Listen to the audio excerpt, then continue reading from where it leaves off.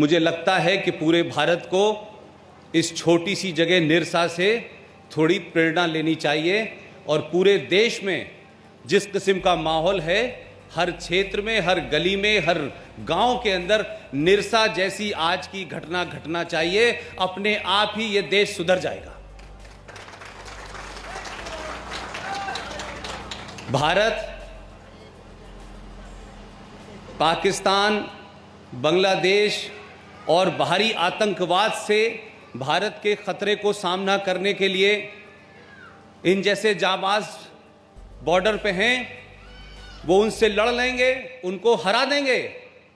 लेकिन मेरी चिंता जो पूरे देश में मैं जाहिर कर रहा हूं वो ये है कि हमारे देश के अंदर जो 500 से ज्यादा पाकिस्तान बने हुए हैं, उससे आपको लड़ना है, इस समाज को लड़ना है। अगर ये समाज जागृत नहीं होगा तो निरसा जैसी घटनाएं हर मोहल्ले में होने वाली हैं। लिहाजा इससे पहले कि कोई ऐसी घटना घटे, आप सामूहिक तौर पे जो निरसा में आपने 1 जनवरी 2015 को पर्चे दिया था, वही पर्चे पूरे देश को दें। तो मैं समझता हूं कि अंदरूनी लड़ाई लड़ना समाज का काम है, बॉर्डर पे लड़ाई लड़ना इन सैनिकों का काम है। सैनिक अपना काम कर रहे हैं, लेकिन समाज जो है वो सोया हुआ है। इसीलिए भारत 1947 में बटा और इतिहास में जो कुछ आपको पढ़ाया गया है, वो मैं समझता हूं कि बहुत जानबूझकर जो बातें इस देश के लोगों को पता होनी चाहिए थी, जो इतिहास इस देश का बताया जाना चाहिए था, वो जानबूझकर उस वक्त की सरकारों ने आपको सच्चाई नहीं बताई।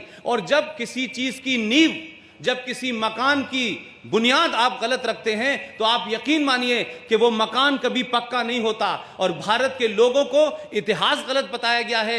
यहां के जो हीरो थे उनको विलियन बताया गया है, और जो विलियन थे उनको हीरो बताया गया है। लिहाजा 70 साल के अंदर भारत की नींव हिलने लगी है, और ये देश ऐसा लगता है कि आज से 700 साल पहले जैसे गुलाम था, वैसे ही आज भी गुलाम है। सरकारें आपकी हैं, फौज आपकी है, पुलिस आपकी है, न्याय व्यवस्था आपकी है, लेकिन वो इस देश की मेजॉरिटी के खिलाफ काम कर रही है। तो मेरा कहना सिर्फ यह है कि ये बुनियाद में जब जो आप रखते हैं गलत, उसका परिणाम वही होता है जो हम सब भुगत रहे हैं।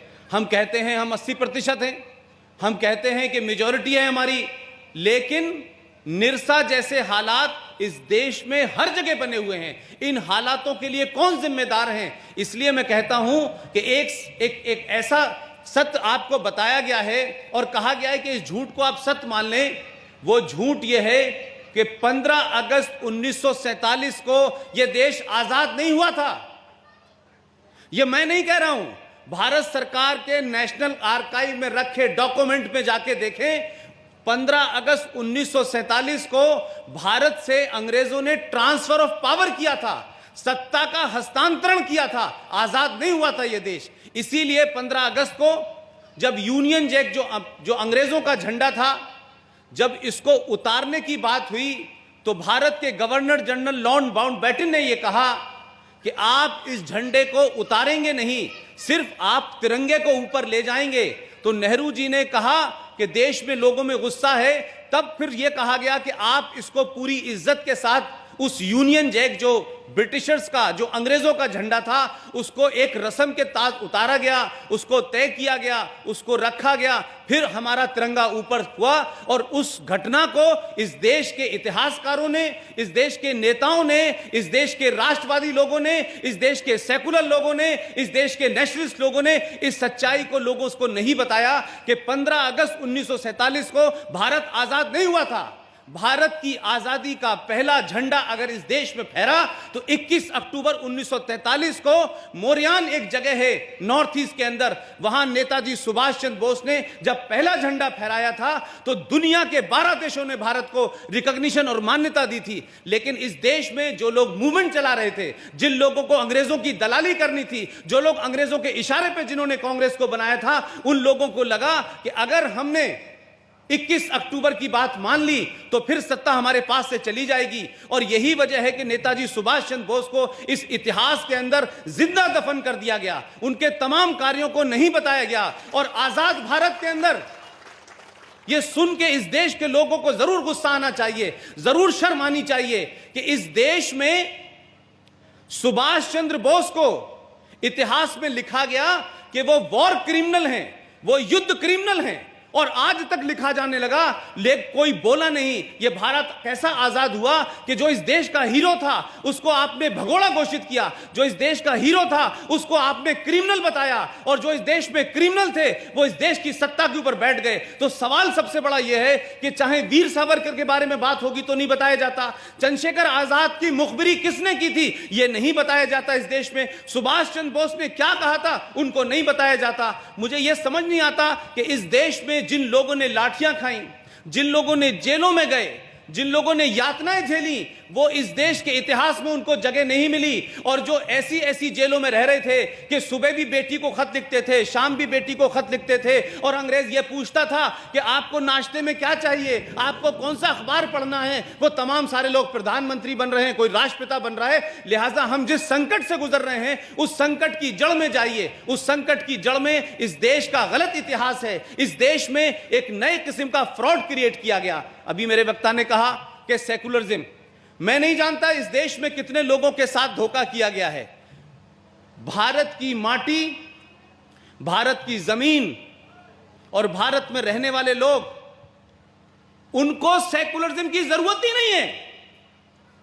इस धरती में रहने वाला आदमी इतना सेकुलर है कि उसके उस सेकुलरिज्म ने आज से 800 साल पहले गुलामी उसी सेकुलरिज्म की वजह से झेली, क्योंकि उसने कहा तुम बाहर से आए हो तुम भी रह सकते हो, तुम बाहर से आए हो तुम भी रह सकते हो। उसने हर एक को जगह दी, लेकिन वो जितना खुद भोला था उतना ही समझता था कि दूसरा भी भोला होगा। लेकिन आज जो हालात हैं, वो जिन लोगों को आपने इस जमीन पर रहने दिया, जिस लोगों को आपने सोचा कि ये बाहर से आए हैं इनको रहने दो, ये भी अपने धर्म की पद्धति चलाएं, ये भी अपने धर्म की पद्धति चलाएं, वो आज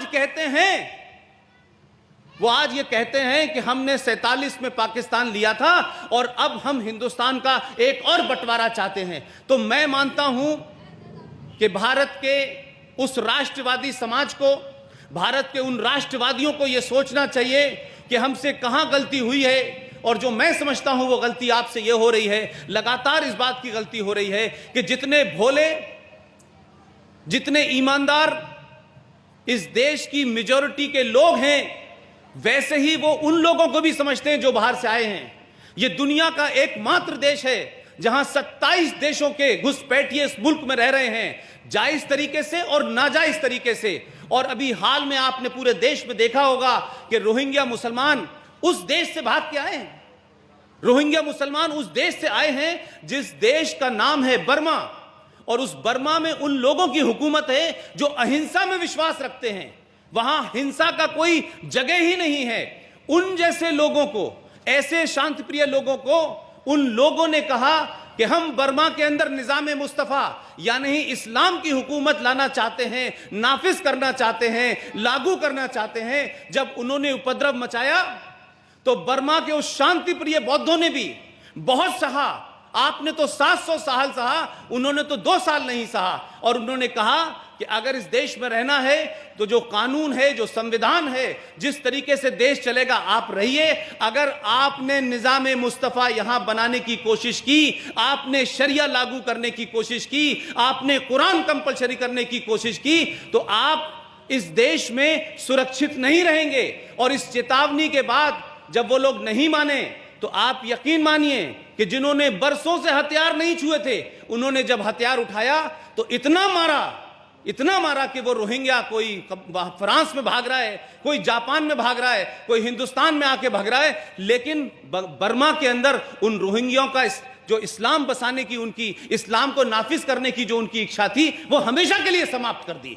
तो बर्मा जैसा छोटा देश कर सकता है, आपको किसने रोका है? आप किसका इंतजार कर रहे हैं?